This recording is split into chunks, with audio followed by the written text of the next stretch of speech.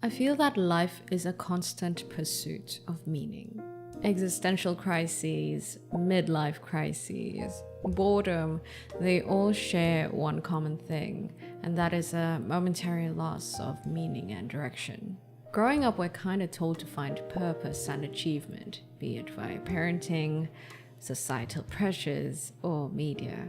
So for the longest time, we've kind of always been primed towards this pursuit of meaning, but almost in a superficial sort of way, where it's like, hey, if you go be this sort of person or do this sort of thing, it's definitely gonna feel meaningful to you.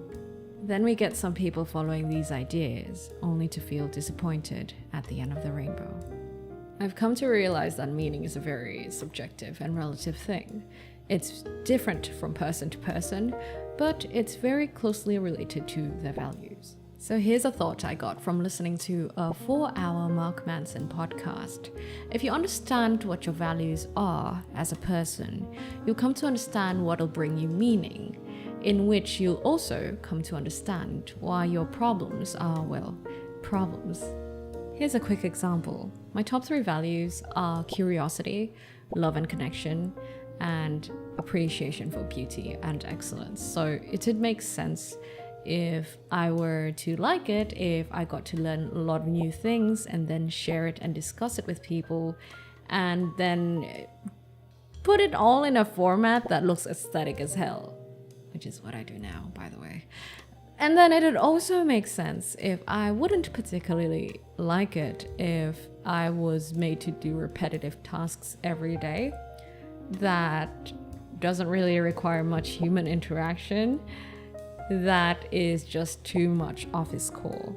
So this is what I want to talk about in this video, which is how I figured out my values and used my understanding of them to kind of reframe my life towards meaning, as cheesy as that sounds.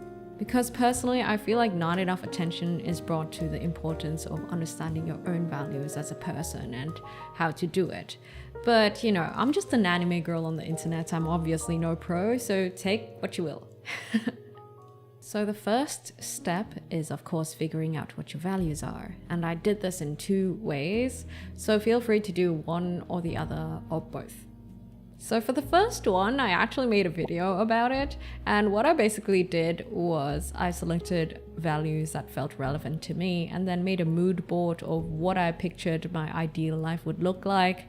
And then I took a test, and then I brought it all together to conclude my top 3 values. You can watch it via that video for how. For the second method, what I did was take 3 specific tests that all provided different perspectives to my values. I'll link the link to the tests in the description below, but let me just give you a quick snapshot of what they were. I did a test for Schwartz's values wheel, core values index, and Riff's scale of psychological well-being. If you want to find out what all of these tests actually do, you could just do a quick Google search, or you'll find it eventually when you do the tests. But these are pretty popular psychological frameworks and theories, so it's very easy to find information about. Now here's what I feel is the most important part. I compiled everything into a single document as if it's a main database, and then I proceeded to make summaries per section and also an overall summary, not just for like easy reading when I want to revisit them, but also for better self-comprehension. Doing all that gave me a better understanding of my values, and it really made me understand why I do the things that I do and the decisions that I make. It felt like I had a clearer picture of who I am as a person. But it doesn't end there. I decided to get analytical and asked myself some questions according to the values results that I got. What would the ideal life of someone with my values look like? What would the ideal day-to-day of someone with my values look like? What activities would bring me meaning according to my values? What hobbies would engage me according to my values? What are my current problems, and how do my values attribute to them? Thinking on these questions gave me interesting perspectives on how to move forward and what directions I could take. It also gave me ideas on what things I could incorporate into my day-to-day.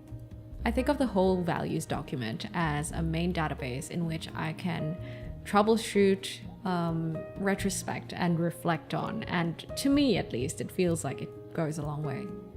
However, it's of course natural for you to miss out on a lot of things when you do self-reflection, and that's why there's a lot of value in having someone else ask the right questions and nudge you towards the right direction. So, do understand that this would in no way replace therapy or professional help. But yeah, hopefully, as per usual, I hope that whole yap provided some perspective. And I've added all the resources, the links and the references in the description below. But if you do decide to give the document a try, do tell me how it goes.